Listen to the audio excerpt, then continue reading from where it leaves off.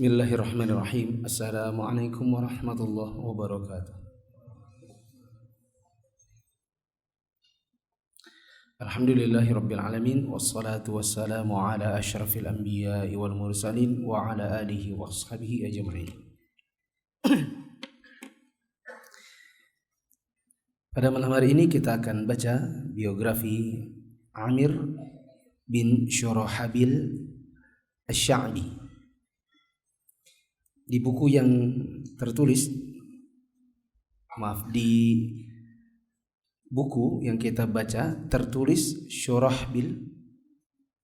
Saya baca di kitab aslinya, ra-nya itu ada fathahnya sehingga tidak mungkin dia mati, tidak mungkin sukun syurah.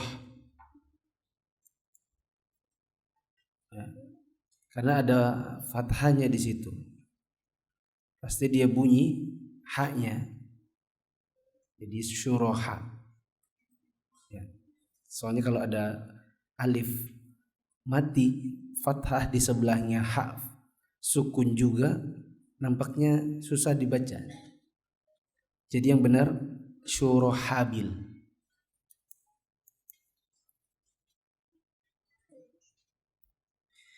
Amir bin Shurahabil Asy-Sya'bi rahimahullah. Kata Hasan al-Basri, Asy-Sya'bi adalah orang yang luas ilmunya, besar santunnya, dan dia memiliki kedudukan tinggi di dalam Islam. Setelah 6 tahun dari khilafah Umar al-Faruq, lahirlah untuk kaum muslimin seorang bayi yang bertubuh kecil dan kurus. Saudaranya telah mendesaknya di dalam rahim ibunya, sehingga tidak memberinya kesempatan untuk berkembang. Berarti nampaknya dia ini adalah saudara kembar. Adapun saudara kembarnya dapat asupan makanan yang lebih besar, sedangkan Amir bin Shurahabil atau Asy-Sya'bi lahir dalam keadaan kecil dan kurus. By the way, kalau kita baca ada tulisan setelah 6 tahun dari khilafah Umar. Lalu antum lihat tahun lahirnya, di situ tahun berapa Hijriah? 9, ini janggal juga. Karena Nabi SAW wafat di tahun 10. Berarti tidak mungkin Amir lahir di tahun 9. Karena kan disebutkan 6 tahun setelah khilafah Umar. Kalau kita hitung-hitung, Nabi wafat tahun 10 Hijriah. Abu Bakar 2 tahun menjadi khalifah. Kemudian di tahun ke-6 Umar al-Faruq jadi khalifah. Berarti kalau dihitung 10, 11, 12, meninggalnya Abu Bakar, naik khalifah siapa? Umar. Berarti tidak perlu dihitung ya. Tahun 12 hitung 1 berarti, bukan 13. Tahun ke-6 ya, 12, 13, 14, 15, 10, 11, 12, 1, 2, 3, 4, 5, 6. Berarti berapa? Sekitar 18 Hijriah. 12, 13, 14, 15, 16, 17. Ya, 17. Tahun ke-17 Hijriah harusnya dia lahir, dan di situ ditulis tahun 9. Jadi nampaknya yang benar adalah tahun 17. Setelah 6 tahun dari khilafah Umar al-Faruq, lahirlah untuk kaum muslimin seorang bayi yang kecil dan kurus. Karena saudara kembarnya mendesak di dalam rahim ibunya, sehingga Asy-Sya'bi atau si bayi ini tidak mendapatkan kesempatan untuk berkembang. Akan tetapi setelah itu saudaranya dan juga yang selain dia tidak bisa mendesaknya dalam bidang ilmu, kesantunan, hafalan, pemahaman, dan kejeniusan. Inilah Amir bin Shurahabil Al-Himyari yang dikenal dengan Asy-Sya'bi, orang jeniusnya kaum muslimin di zaman itu. Asy-Sya'bi dilahirkan di Kufah dan besar di sana. Tetapi Madinah adalah tempat tautan hatinya dan kedamaian jiwanya. Dia sering datang ke sana untuk menemui sahabat-sahabat Rasul dan belajar kepada mereka. Begitu juga para sahabat sering pergi ke Kufah dan menjadikannya sebagai markas jihad di jalan Allah atau sebagai tempat tinggal mereka. Asy-Sya'bi mendapatkan kesempatan bertemu dengan sekitar 500 sahabat. Karena ketemu dengan sahabat, makanya dia pada tabaqat apa? Tabi'in. Dan meriwayatkan dari banyak sahabat besar seperti Ali, Sa'ad bin Abi Waqqas, Zaid bin Thabit, Ubadah bin Samit, Abu Musa al-Ash'ari, Abu Sa'id al-Khudri, Nu'man bin Bashir, Abdullah bin Zubair, Ibnu Abbas, Ali bin Hatim, Abu Hurairah, Aisyah, dan lain-lain radhiyallahu anhum. Asy-Sya'bi adalah anak muda yang sangat cerdas, peka hatinya, jeli pikirannya, teliti pemahamannya, tampak kuat hafalan dan ingatannya. Telah diriwayatkan darinya, dia berkata, "Aku tidak pernah menggoreskan tinta di atas kertas sama sekali." Maksudnya untuk menulis tidak perlu, karena setiap mendengar langsung hafal. Dan tidaklah seorang berbicara denganku kecuali aku langsung menghafalnya. Dan jika aku mendengar perkataan seseorang, aku tidak pernah menyuruhnya untuk mengulang perkataannya. Langsung hafal. Anak muda ini sangat gemar mencari ilmu dan cinta pada pengetahuan. Dia mengeluarkan biaya untuk jalan yang dia tempuh dengan jiwa dan harta berharganya, serta menganggap mudah setiap musibah. Pelajaran untuk kita, memang namanya ilmu itu berbiaya jamaah. Sebagaimana kata Imam Syafi'i, engkau tidak akan dapatkan ilmu kecuali dengan 6 hal. Salah satunya adalah biaya. Maka ilmu itu berbiaya. Kalau antum cuma mau gratisan, insya Allah tidak dapat ilmu. Oh, ada kajian buku. Berapa bukunya? 60.000. Ntar aja, siapa tahu ada kuis bisa dapat gratis. Sampai tabiin ke-13 tidak juga muncul kuisnya. Setiap muncul kuisnya tidak bisa juga dijawab. Akhirnya orang membaca menggunakan pena, menggunakan stabilo, mencatat faidah. Ya, diam aja. Karena nunggu apa? Gratisan. Berapa harga bukunya? 60.000. Mahal. Padahal kuota 1 bulan 100.000. Apa yang ditonton? YouTube, Instagram, TikTok. Untuk yang ilmu mahal. Kalau seperti ini gaya kita, insya Allah nggak bakal dapat ilmu. Nah, seandainya ada seorang berjalan, kata dia, berjalan dari ujung Syam sampai ujung Yaman, dan ternyata sepanjang perjalanan itu jauh hanya dapat 1 kalimat yang bisa dimanfaatkan dalam hidupnya, maka aku berpendapat perjalanannya tidak sia-sia. Setelah dia sampai pada puncak ilmu, dia berkata, ilmu yang paling sedikit aku pelajari adalah syair. Namun jika Anda mau, atau jika aku mau, aku bisa dendangkan syair untuk Anda sebulan penuh tanpa diulang sama sekali yang sudah disebut. Waktu itu di Masjid Kufah diadakan pengajian yang dibimbing oleh Asy-Sya'bi. Kita ingat ya, namanya Amir, tapi kalau di sisi para ulama lebih dikenal dengan nama Asy-Sya'bi. Orang-orang berkerumun di sekeliling Asy-Sya'bi hingga berlapis-lapis. Sedangkan sahabat-sahabat Rasulullah SAW masih hidup, dan mereka pun ikut datang dan kembali di belakang orang-orang. Masya Allah ya, ini tabi'in tapi sahabat banyak yang nimba ilmu darinya. Pelajaran bagi kita, mungkin kita lebih utama, tapi jangan malu untuk menimba ilmu dari orang yang lebih rendah dari kita. Sebagaimana sahabat belajar kepada tabi'in. Ada kalanya seorang ustadz yang besar duduk di kajian ustadz yang lebih rendah keilmuan darinya. Dan itu bukanlah hina, malah justru mengangkat derajatnya, menunjukkan tawadhu'nya. Nah, Bahkan Abdullah bin Umar radhiyallahu anhuma pada suatu hari mendengar dia ngisi pengajian di mana Asy-Sya'bi mengisahkan kejadian peperangan kaum muslimin sampai hal-hal mendetail. Abdullah bin Umar membuka lebar-lebar pendengarannya lalu berkata, "Aku sungguh betulan ikut dalam peperangan yang dia kisahkan. Mata kepalaku, aku lihat sendiri dan aku mendengarnya langsung dengan telingaku. Kejadian-kejadian yang dia kisahkan. Aku tokoh di situ." Maksudnya ikut dalam peperangan yang sedang diceritakan. Akan tetapi Asy-Sya'bi ini lebih lengkap riwayat tentang peperangan itu daripada yang aku ketahui.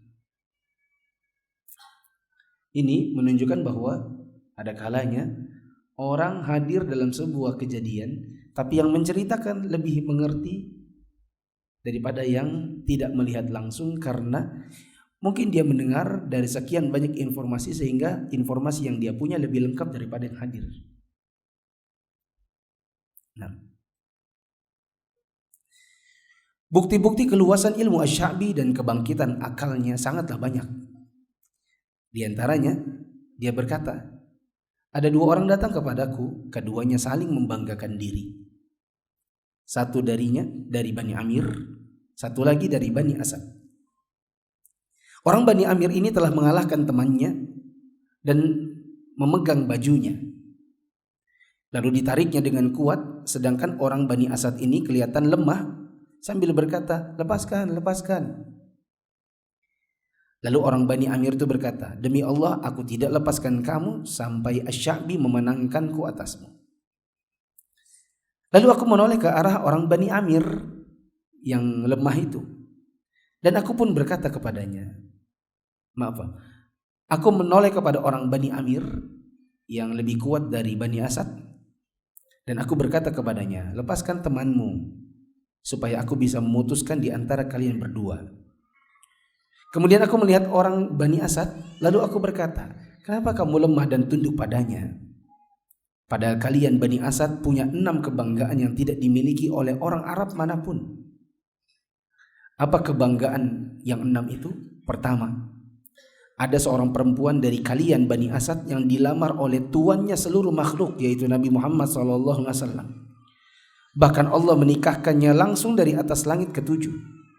Dan yang menjadi duta untuk menyampaikan pernikahan ini adalah Malaikat Jibril alaihissalam. Dia adalah Ummul Mukminin Zainab binti Jahash radhiyallahu anha. Ini merupakan kebanggaan Bani Asad yang tidak dimiliki oleh orang Arab selain Bani Asad. Kenapa lemah? Kedua, dulu di antara kalian ada seorang ahli surga yang berjalan di atas muka bumi. Namanya Ukasyah bin Mihsan. Ini yang disebut Nabi 1 dari 70.000 orang masuk surga tanpa hisab. Masih hidup tapi sudah dibilang Nabi masuk surga tanpa hisab. Dan ini adalah kebanggaan kalian wahai Bani Asad, dan tidak untuk orang yang selain kalian. Ketiga, bendera pertama yang didirikan dalam Islam itu adalah untuk seorang dari kalian, yaitu Abdullah bin Jahash. Ghanimah yang pertama dibagi dalam Islam adalah ghanimah kalian, Bani Asad. Orang yang pertama yang berbaiat dalam baiat Ridwan adalah dari kalian juga, saudara kalian Abu Sinan bin Wahab, yang pernah datang kepada Rasul dan berkata, "Wahai Rasulullah, bukalah tangan Anda, aku ingin membaiat." Rasulullah berkata, "Baiat apa?" Abu Sinan berkata, "Atas apa yang ada di dalam jiwa Anda." Cek. Atas apa yang ada dalam jiwa Anda? Rasulullah berkata, "Memangnya apa yang ada dalam jiwaku?" Rasulullah bertanya, "Mau baiat untuk apa?" Abu Sinan berkata, "Atas apa yang ada di dalam jiwa Anda?" Rasulullah bertanya, "Memangnya kira-kira apa yang ada dalam jiwaku?" Maka Abu Sinan menebak penaklukan atau kesyahidan. Maksudnya hidup atau mati syahid. Rasulullah SAW berkata, "Benar." Maka Abu Sinan pun membaiat beliau. Setelah itu orang-orang membaiat Nabi atas dasar baiatnya Abu Sinan. Ini juga kebanggaan kalian. Orang yang pertama kali membaiat Nabi itu dari kalangan Bani Asad. Kenapa kau lemah? Kaum kalian Bani Asad dahulu adalah 1/7 dari kaum Muhajirin pada perang Badar. Kenapa kalian lemah? Maka orang Bani Amir yang lebih kuat itu akhirnya kaget dan terdiam. Tidak diragukan bahwa Asy-Sya'bi sebenarnya menyebutkan 6 keutamaan Bani Asad itu untuk menolong orang yang lemah dan kalah atas orang yang kuat dan menang. Seandainya yang kalah adalah yang Bani Amir, tentu Asy-Sya'bi akan melakukan yang sama dengan menyebutkan apa yang dibanggakan Bani Amir yang belum diketahui oleh Bani Asad. Ketika khilafah berpindah ke tangan Abdul Malik bin Marwan, beliau mengirim surat kepada Al-Hajjaj, gubernurnya Irak. Kata Abdul Malik, tolong kirimkan seorang yang baik agamanya dan dunianya untuk kujadikan penasehat dan teman memecahkan masalah. Maka Al-Hajjaj bin Yusuf mengirim Asy-Sya'bi kepadanya. Khalifah menjadikannya sebagai orang kepercayaannya. Khalifah banyak mengambil ilmu dalam masalah-masalah sulit, berpegang kepada pendapat Asy-Sya'bi dalam masalah serius, dan mengutus Asy-Sya'bi sebagai duta kepada para raja. Pada suatu hari Khalifah mengutusnya dalam suatu kepentingan untuk bertemu dengan Justinianus, yaitu Raja Romawi. Setelah tiba di sana, raja mendengar perkataannya. Maka raja tertarik dengan kecerdasannya, kagum dengan kecekatannya, tercengang dengan pandangannya dan kekuatan berfikirnya. Maka raja memintanya untuk tinggal di sisinya hingga berhari-hari, yang tidak lazim dilakukan kepada para duta Romawi. Duta untuk Romawi. Ketika Asy-Sya'bi minta izin untuk kembali ke Damaskus, maka Raja Romawi itu berkata, apakah sebenarnya Anda ini keluarganya raja? Asy-Sya'bi menjawab, oh tidak, saya itu orang kaum muslimin biasa. Ketika Raja Romawi mengizinkannya untuk kembali ke Damaskus, raja berkata kepadanya, nanti jika Anda sudah sampai kepada teman Anda, maksudnya Khalifah Abdul Malik bin Marwan, tolong sampaikan kepadanya segala apa yang sudah engkau ketahui dan ingin dia ketahui, dan tolong sampaikan surat ini kepadanya. Yani Justinianus akhirnya nitip surat kepada Asy-Sya'bi. Untuk siapa? Untuk Khalifah Abdul Malik. Setelah Asy-Sya'bi tiba di Damaskus, dia pun segera menemui Abdul Malik dan menyampaikan apa yang telah dia lihat dan dia dengar, dan menjawab segala apa yang ditanyakan oleh Abdul Malik. Ketika berdiri untuk pulang, maka dia berkata, wahai Amirul Mukminin, sesungguhnya Raja Romawi telah menitipkan surat ini untuk Anda. Maka Asy-Sya'bi memberikan kepada Abdul Malik lalu pergi. Ternyata isinya pendek. Ketika Abdul Malik membaca surat itu yang isinya cuma pendek, maka Abdul Malik berkata kepada pengawalnya, pengawal, panggil Asy-Sya'bi kembali ke sini. Maka pengawal mengejar Asy-Sya'bi lalu menyuruhnya kembali, dan Abdul Malik bertanya kepadanya, wahai Asy-Sya'bi, apakah kamu tahu isi surat ini?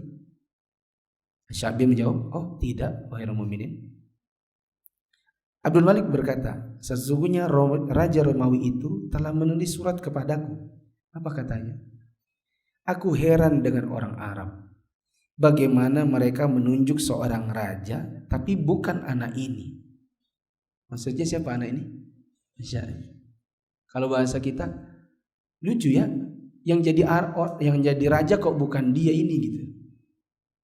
Dengan kecerdasannya, kecekatannya, ketajaman berfikirnya, kok yang jadi raja malah Abdul Malik begitu. Maka Asy-Sya'bi berkata, Raja Romawi mungkin berkata seperti itu karena dia belum pernah ketemu Anda. Seandainya dia pernah ketemu Anda, mungkin dia tidak akan berkata seperti itu. Maka Abdul Malik berkata, apa kamu tahu kenapa Raja Romawi itu menulis surat kepadaku dengan kalimat seperti itu? Kata Asy-Sya'bi, tidak. Abdul Malik berkata, dia menulis surat kepadaku dengan kalimat begitu, heran kok orang Arab itu rajanya bukan yang ini. itu karena dia ingin supaya aku iri padamu. Dengan demikian, itu sama dia nyuruh aku supaya membunuhmu dan berlepas diri darimu.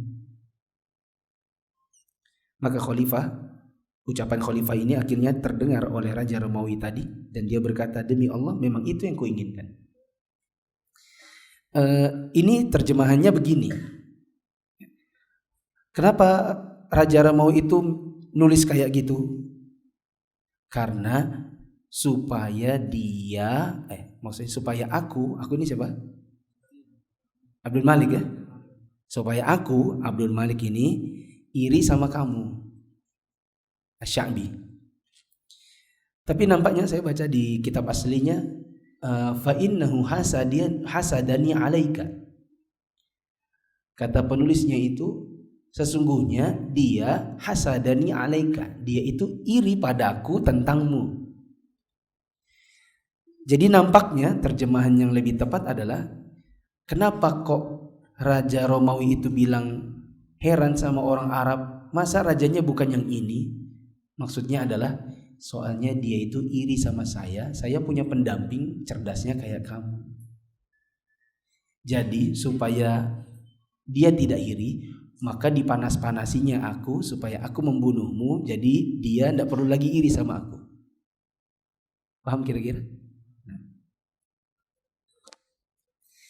Asy-Sya'bi telah sampai pada puncak ilmu, sehingga dia menjadi satu dari 4 ulama besar pada zaman itu. Az-Zuhri berkata, ulama itu ada 4. Sa'id Ibnul Musayyab di Madinah, Amir Asy-Sya'bi di Kufah, Hasan Al-Basri di Basrah, dan Makhul di Syam. Di situ tertulis MAKHUL. Antum jangan baca KH itu kha, karena K di situ adalah kaf, H-nya adalah ha. Maka namanya bukan makhul tapi makhul. Asy-Sya'bi karena ketawaduannya, dia merasa malu kalau ada orang memanggilnya orang alim. Salah seorang di antara orang-orang ada yang pernah bicara dengannya, berkata, tolong jawab pertanyaanku wahai faqih lagi alim. Maka Asy-Sya'bi berkata, aduh, janganlah kamu besarkan aku dengan sesuatu yang tidak ada padaku. Orang faqih itu adalah orang yang menjaga dirinya dari apa yang diharamkan Allah. Sedangkan orang alim adalah yang takut kepada Allah. Dan aku bukan faqih, bukan alim. Padahal orang-orang ulama besar di zamannya bilang dia itu hanya 1 dari 4 yang ulama beneran. Ada orang lain bertanya kepadanya tentang suatu masalah. Lalu dia menjawab, Umar bin Khattab berkata begini dan begitu tentangnya. Ali bin Abi Thalib berkata begini dan begitu tentangnya. Orang itu bertanya, nah kalau pendapat Anda gimana wahai Abu Amr? Maka Asy-Sya'bi tersenyum dengan malu-malu dan berkata, apa yang mau kau perbuat dengan ucapanku? Padahal kamu sudah mendengar pendapatnya Umar dan pendapatnya Ali. Apalah artinya siapa? Asy-Sya'bi. Asy-Sya'bi benar-benar berbudi pekerti mulia dan bersifat luhur. Dia sangat membenci perdebatan dan enggan membicarakan sesuatu yang tidak berguna. Suatu hari sebagian sahabatnya berkata, wahai Abu Amr, ya, apa pendapatmu tentang perkataan orang-orang tentang 2 orang? Maksudnya siapa 2 orang itu? Maksudnya adalah Utsman sama Ali. Maka Asy-Sya'bi menjawab, sesungguhnya demi Allah aku tidak mau nanti didatangkan pada hari kiamat lalu jadi lawan debatnya Utsman dan lawan debatnya Ali. Mereka para sahabat Nabi, Allah menjamin mereka surga dengan keridhaannya. Maka apalah pentingnya saya berkomentar untuk orang-orang yang sudah dijamin surga, sehingga saya nanti datang di hari kiamat menjadi pendebat mereka. Asy-Sya'bi benar-benar menggabungkan ilmu dengan kesantunan. Diriwayatkan bahwa ada seorang yang memakinya dengan makian yang paling buruk dan mengejeknya dengan perkataan yang pedas. Namun dia hanya berkata kepadanya, menjawab sama yang ngomong itu, jika di dalam apa yang kamu tuduhkan kepadaku memang betulan ada, maka semoga mudah-mudahan Allah mengampuniku. Tapi jika kamu berdusta, maka mudah-mudahan Allah mengampunimu.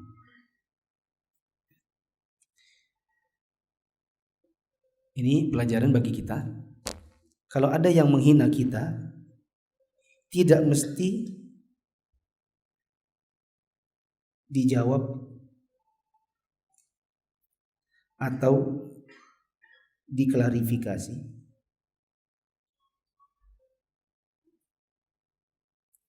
Kalau ada orang ngomongin kita, nuduh-nuduh sesuatu, ada kalanya kita tidak perlu menghabiskan energi untuk menjawab. Ada kalanya. Kalau antum yakin itu tidak benar, maka ada kalanya antum mengklarifikasi, ada kalanya antum membiarkan, dan biar saja nanti di hari kiamat akan terjawab. Nah, saya pernah cerita di sini dan beberapa kali di tempat yang lain, ada orang yang menuduh saya membuat buku yang buku itu hanya hasil jiplakan saja. Tapi saya dan orang-orang yang membantu saya tahu persis bahwa itu adalah hasil terjemahan. Saya dibantu dengan gini, saya punya 3 buku sejauh ini. Ada 2 buku yang saya terjemahkan saya sendiri, dan 1 saya terjemahkan dengan voice, lalu dibantu oleh beberapa orang untuk mentranskrip suara saya ke dalam tulisan. Salah satunya Akhi Rifki, 1 dari 19 yang orang yang bantuin saya. Buku Tindak Tanduk Penguasa itu saya rekam pakai suara. Saya bikin grup di Telegram. Kemudian ada beberapa 19-an orang di dalam situ yang kalau ada waktu mereka bantu saya untuk mentranskrip ucapan saya ke dalam tulisan. Jadi kalau dibilang itu menjiplak buku orang, dan yang ngomong ini adalah ya mereka, enggak mereka sih, cuma 1 orang, ya, tapi punya peran penting di sebagian masjid-masjid penting di Balikpapan ini. Maka ada yang bilang sama saya, Ustadz dituduh begini dan begitu. Saya bilang, ya sudahlah, untuk sementara ini biarkan saja. Nanti kalau ketemu, siapa tahu ketemu, nanti kita luruskan. Tapi kalaupun tidak, ya biarkan saja. Allah lebih tahu apa yang sudah kita kerjakan. Asy-Sya'bi meskipun dia sangat mulia dan sangat terhormat, dia tidak segan untuk mengambil pengetahuan dan hikmah dari orang rendahan. Ada orang Badui yang rajin mengikuti pengajiannya. Hanya saja orang itu selalu diam. Asy-Sya'bi pernah bertanya kepadanya, kenapa kamu itu orangnya tidak suka bicara? Maka orang itu menjawab, aku diam maka aku selamat. Kalau aku mendengar maka aku mengerti. Sesungguhnya perolehan seseorang dari telinganya akan kembali kepadanya. Adapun perolehan lisannya maka kembali kepada orang yang selainnya. Maka Asy-Sya'bi selalu mengulang-ulang kalimat orang Badui itu sepanjang hidupnya. Ini ada banyak pelajarannya. Pelajaran pertama adalah kerendahan hati. Yang kedua, ada kalanya kita menimba ilmu atau mengambil faedah dari orang yang lebih rendah dari kita. Ada kalanya. Misalnya antum sudah belajar agama, sudah belajar sunnah 5 tahun. Ada mungkin anak-anak muda yang lebih muda dari antum, baru belajar beberapa bulan. Lalu dia mengucapkan sebuah kebenaran yang antum belum tahu. Misalnya antum tidak hadir pengajian itu. Waktu itu antum sedang sibuk atau antum di lokasi. Yang hadir adalah yang lebih muda dari antum dan lebih baru ngaji. Waktu antum datang, dia menyebutkan sebuah faedah ilmu yang antum belum tahu.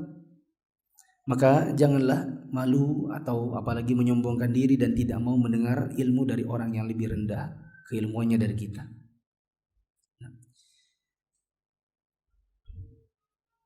Asy-Sya'bi dikaruniai perkataan yang mendalam dan runtut dalam menghadirkannya, yaitu sesuatu yang jarang dimiliki orang-orang kecuali orang yang fasih dan ahli berkata-kata. Contohnya, dia pernah bicara kepada gubernur Irak, yaitu gubernur Kufah dan Basrah, Umar ibn Hubairah al-Fazari. tentang sekelompok orang yang ditahan oleh Umar. Asy-Sya'bi berkata, "Wahai gubernur, jika Anda menahan mereka dengan cara yang batil, maka adalah hak kalau Anda melepaskan mereka. Dan jika Anda menahan mereka karena hak, maka ampunan bisa melapangkan mereka." Maksudnya, ya kalau Anda yang salah, Anda lepaskanlah. Tapi kalau Anda merasa Anda benar dan mereka layak untuk diberikan ampunan, ampuni.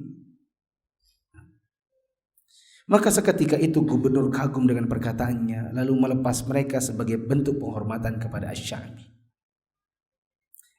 Mungkin kejadian begini bisa diterapkan oleh khalifah yang misalnya kasusnya adalah pencemaran nama baik atau penghinaan kepada presiden di media sosial.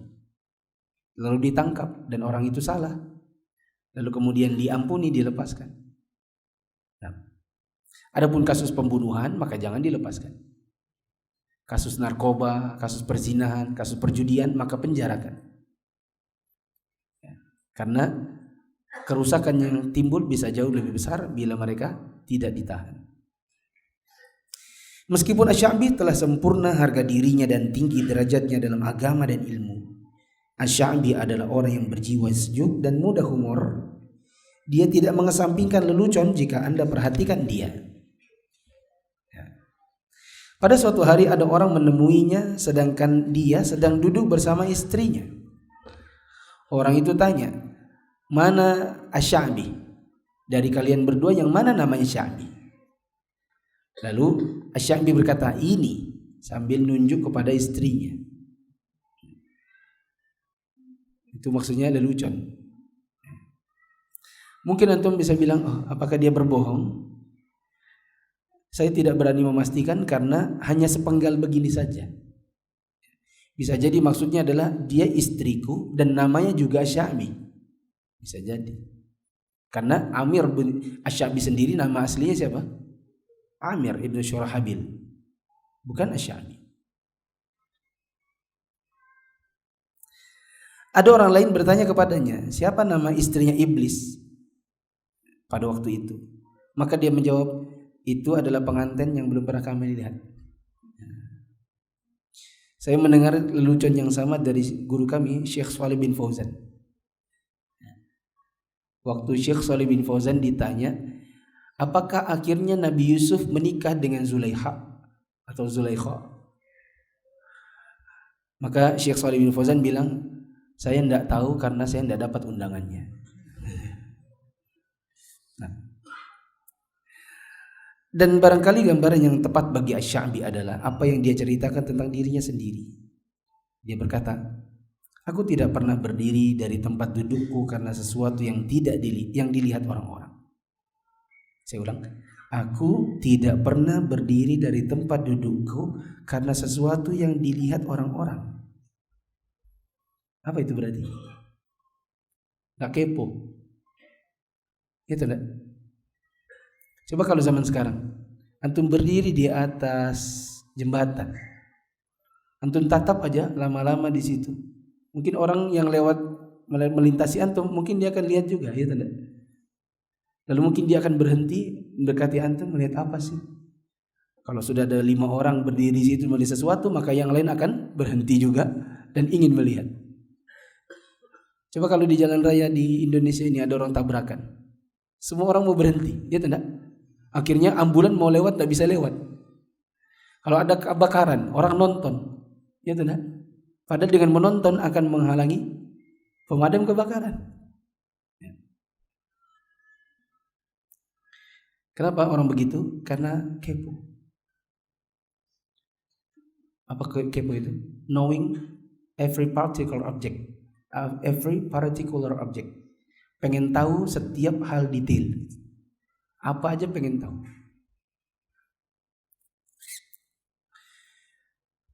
Kata Asy-Sya'bi, "Aku juga tidak pernah memukul budakku sama sekali, dan tidak ada kerabatku yang mati memiliki hutang kecuali aku membayar untuknya."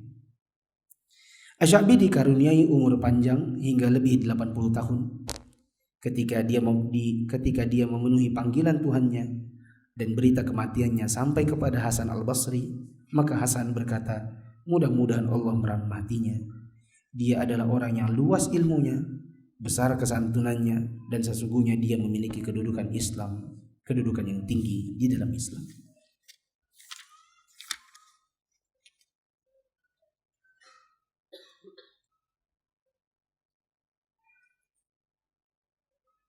Kalau 103 kurang 17 berapa? 86. 86 ya. Coba kembali ke halaman awal. Di situ kan 9 sampai 103 Hijriah. Kalau antum kurangi 103 kurang 9 jadinya berapa? 94. Betul? Akhirnya tidak jadi seperti ujungnya 80-an tahun. Tapi kalau antum tulis di 17 Hijriah sampai 103, maka ada 86 tahun. Maka benar. Maka perhitungan saya dengan angkanya di sini, nampaknya yang saya hitung lebih tepat ketimbang yang tertulis di sini. Wallahu a'lam bishawab. Inilah kisahnya Asy-Sya'bi yang kita baca pada hari ini.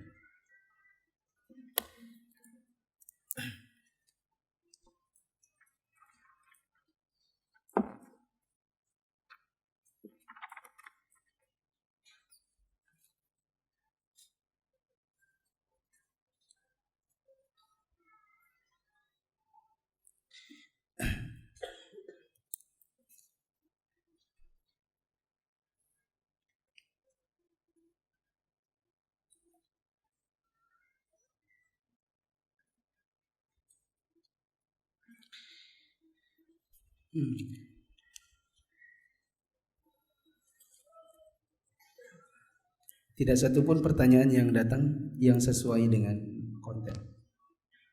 Apa hukum uang yang diterima muadzin, yaitu uang upah dari adzannya?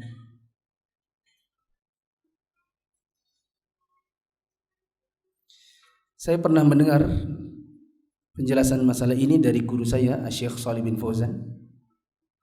Kata Syekh Shalih bin Fauzan, upah imam tetap dan upah muadzin tetap itu hukumnya mubah. Alasannya ini bukan pada bab mengambil upah dari bacaan Quran atau upah dari ibadah.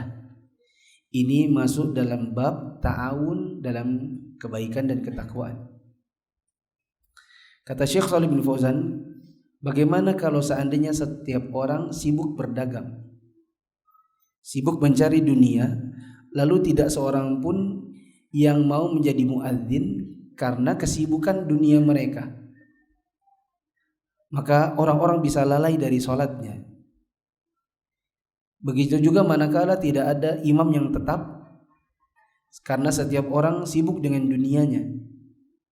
Lalu setiap orang akan maju, entah yang maju itu baik bacaannya atau tidak, entah orang yang mengerti hukum atau tidak, karena tidak ada imam tetap. Maka kata Syekh Shalih bin Fauzan, ditunjuknya seseorang sebagai muadzin tetap adalah dalam rangka untuk menjaga sholat. Begitu juga ditunjuknya imam yang tetap adalah untuk bisa menjalankan sholat secara berjamaah dengan benar. Maka ini bab ta'awun dalam albir wat taqwa. Maka upah mereka adalah upah yang halal.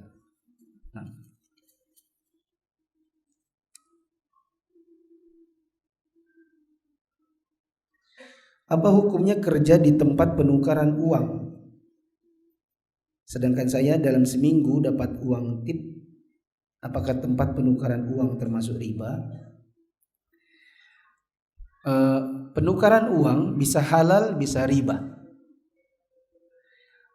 Tukar uang itu berarti tukar menukar barang ribawi yang punya syarat berikut ini.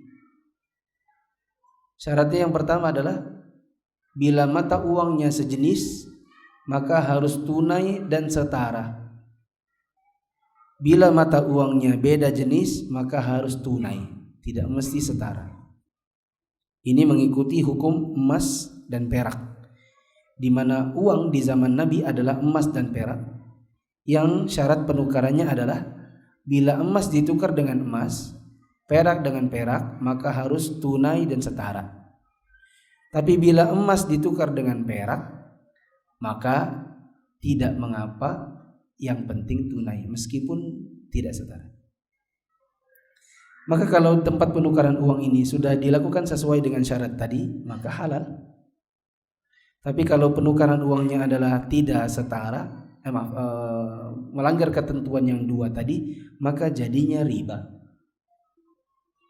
Nah, kerja di tempat penukaran seperti itu, hukum asalnya halal. Maka lakukanlah dengan transaksi yang halal.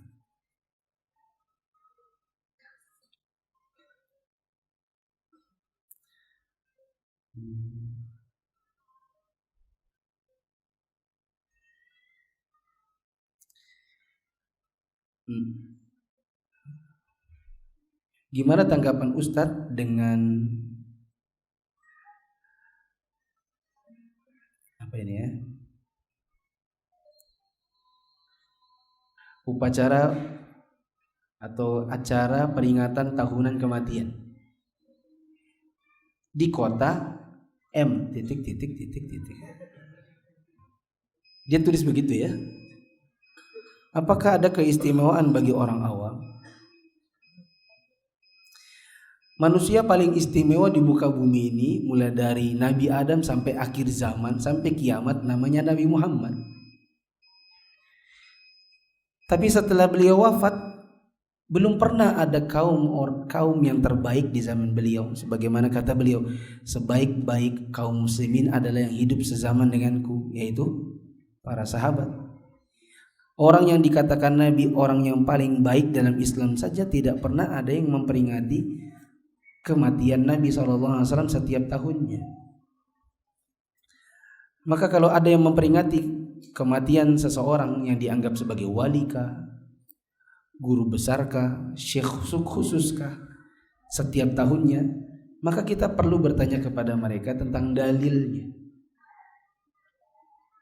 Kecuali kalau bilang mereka ini adat istiadat aja kok. Kalau adat istiadat berarti masalah duniawi. Kalau masalahnya duniawi mubah berarti gak ada masalah. Cuma apakah mereka menjalankannya sebagai masalah duniawi atau kira-kira masalah agama? Masalah agama. Dan kalau masalah agama butuh dalil. Manusia yang paling baik di muka bumi ini tidak ada peringatan tahunan kematiannya dilaksanakan oleh anaknya kah, Fatimah, dilaksanakan istrinya Aisyah misalnya, atau dilaksanakan Abu Bakar. Abu Bakar memerintah 2 tahun. Umar bin Khattab memerintah jadi khalifah 10 tahun. Utsman 12 tahun. Ali 6 tahun. Kalau dia total 30 tahun. Tidak pernah ada dari 4 khalifah ini yang selama 30 tahun memerintah secara total memperingati kelahiran atau kematian Nabi sebagaimana dikerjakan orang-orang di Indonesia ini. Apa hukumnya menghadiri acara pernikahan non-muslim atau Nasrani yang dikemas dengan konsep ala negeri kafir? Di dalamnya ada ikhtilat dan wanitanya mengumbar aurat. Wanita-wanitanya melepas jilbab dan mencukur jenggot bagi laki-lakinya. Apa hukum menghadiri acara seperti itu? Pertama, bukan sebuah kewajiban. Karena undangan pernikahan itu baru wajib apabila memenuhi syarat-syaratnya. Di antara syaratnya adalah tidak ada kemungkaran, tidak dihidangkan makanan haram, tidak ada musik, tidak ada bidu wanita, kemudian diundang dengan undangan individu, bukan undangan umum. Contoh undangan umum, antum di grup, terus si pengundangnya bilang teman-teman datang ya, itu undangan umum. Kalau undangan umum maka bukan undangan wajib didatangi. Tapi kalau dia tulis nama Japri dan ngomong langsung ya, kepada kita dituju nama kita, baru itu namanya undangan yang memenuhi syarat wajib. Begitu juga kalau cuma broadcast, meskipun masuknya Japri individu, tetapi kalau cuma broadcast itu juga tetap ternilai umum. Maka bukan undangan yang wajib didatangi. Jadi secara global undangan pernikahan itu baru wajib didatangi bila tidak ada kemungkaran dan ditujukan secara individu. Adapun seperti ini di dalamnya berarti ada kemungkaran, maka tidak wajib didatangi. Apa yang mesti dilakukan ketika sudah terjebak? Jawabannya keluar. Apalagi? Mau ngapain di situ? Mau murojaah?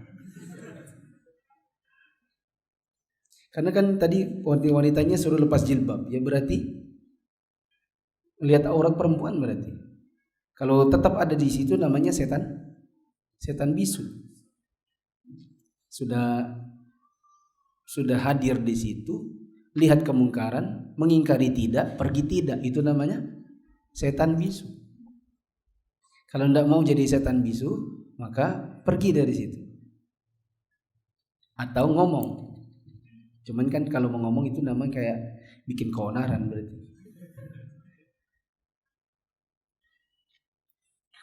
Misalnya ambil mic-nya MC terus bilang, ini hadirin mungkar semua, perempuannya neraka semua.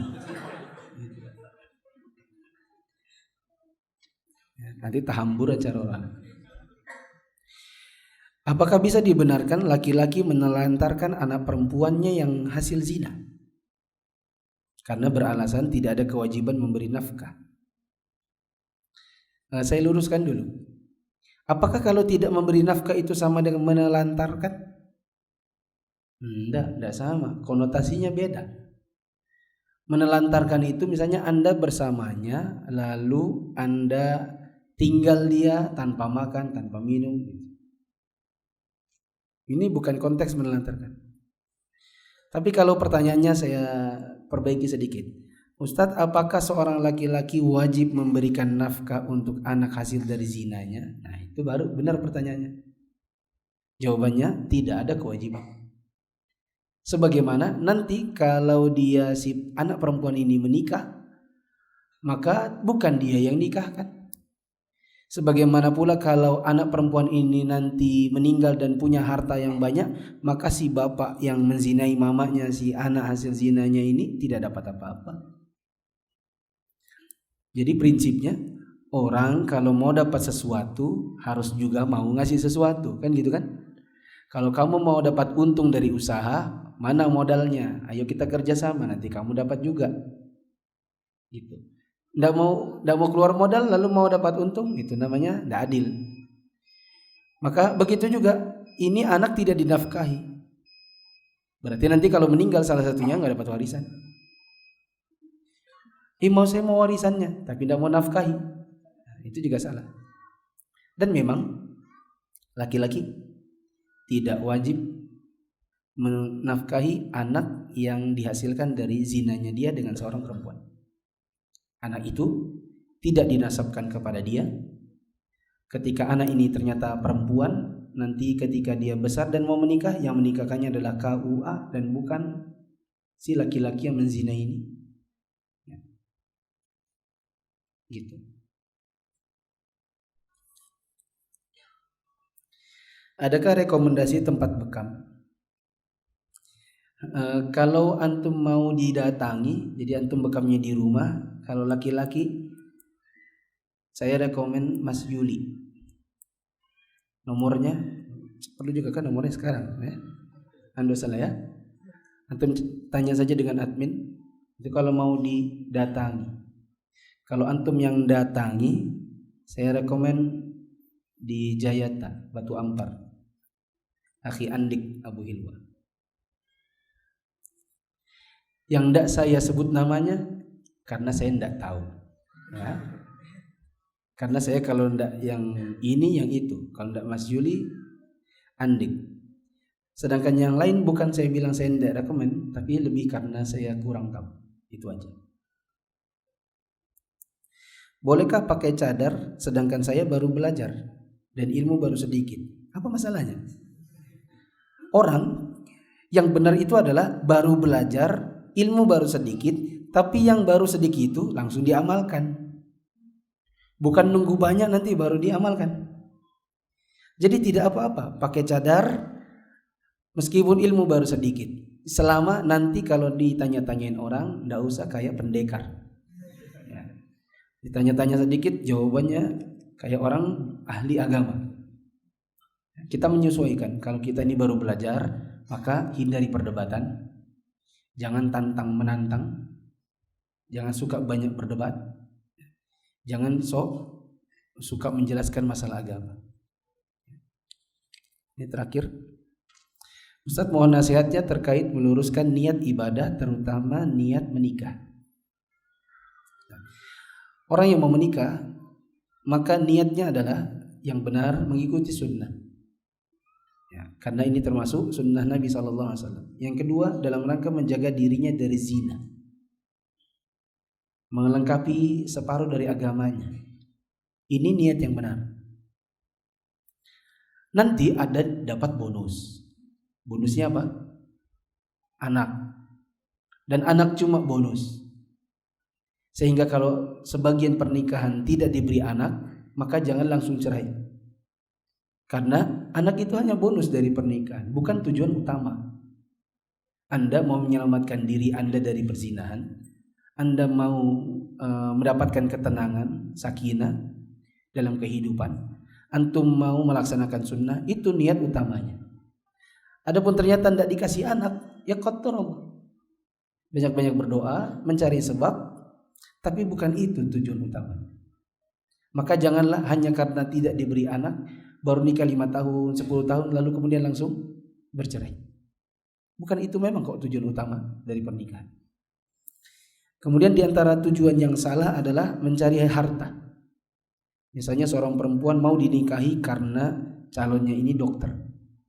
Dia berpikir nanti aku bisa beli rumah, aku bisa punya mobil, aku bisa punya tas Hermes, aku punya Louis Vuitton, gitu. Nanti emasku bergelantungan di leher, di pergelangan tangan, di kuping. Ini namanya menikah karena harta. Yang kita bilang dengan cewek matre. Begitu juga seorang laki-laki menikahi perempuan adalah dalam rangka untuk melengkapi agamanya. Maka jangan karena cantiknya aja. Jangan menikahi perempuan karena cantiknya saja. Karena cantik itu ada habisnya. Cantik itu ada habisnya. Dan kalaupun mau dibiayai maka cantik itu mahal. Cantik itu mahal. Nah, carilah wanita yang nomor satunya adalah soal agamanya. Tapi kalau seandainya ada wanita sudah agamanya baik, cantik, akhlaknya baik, nasabnya baik, kemudian kaya lagi, maka kasih tahu saya. Maaf. Maka antum pasti sudah kalah sama ustaz-ustaz. Kalau ada yang begitu. Dan saya yakinkan tidak ada. Maka tidak usah mimpi. Tidak ada akhwat kumpulkan 4 itu di zaman sekarang. Paling hanya dapat 2 dari 4 atau 3 paling maksimal dari 4. Mau cari 4-4-nya, saingan kita. Subhanakallahumma wa bihamdika asyhadu an la ilaha illa anta astaghfiruka wa atubu ilaik. Assalamualaikum warahmatullahi wabarakatuh.